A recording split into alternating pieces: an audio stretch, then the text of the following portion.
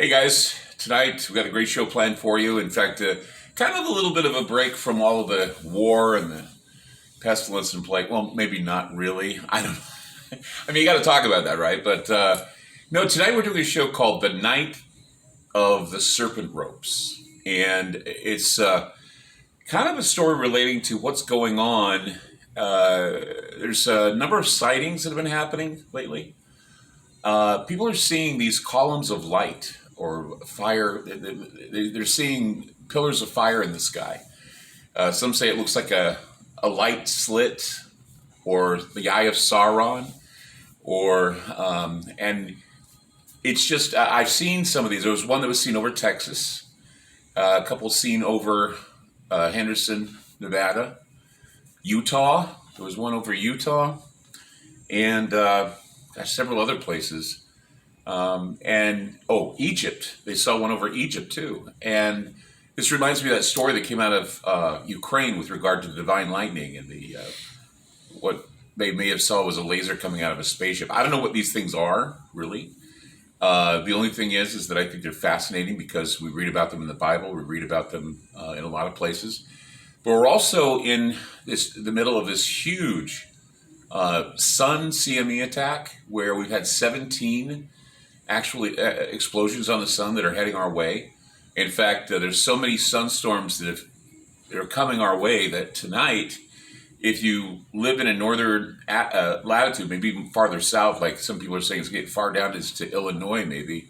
I know here in northern Oregon, it's going to hit too. We're going to be able to see the northern lights, which I'm hoping that the clouds part, because I would love to see them. They're saying that they showed a map where it's, almost to Salt Lake City, actually. That's how low these northern lights are going to go. So those of you in Salt Lake, northern Oregon, Washington, Montana, you'll be able to see these northern lights. And it's a treat because most of the time people see them up north, farther north. This time they're going to be farther south.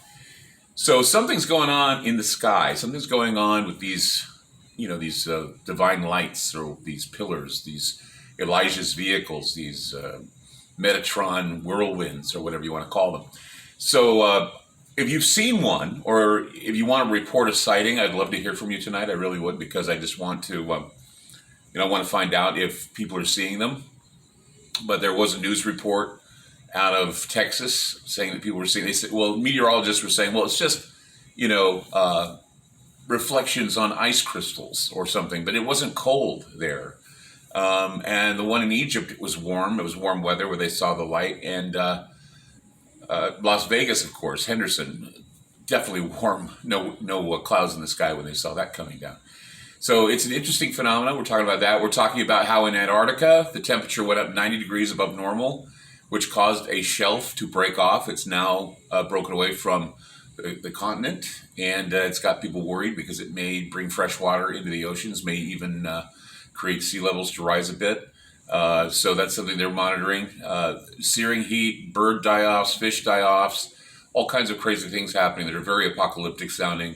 But certainly the Mayans had talked about something called the serpent ropes, which of course a Mayan scholar once told me were pretty much sun CMEs or whirlwinds from the sun coming down, fire whirlwinds, pillars of fire.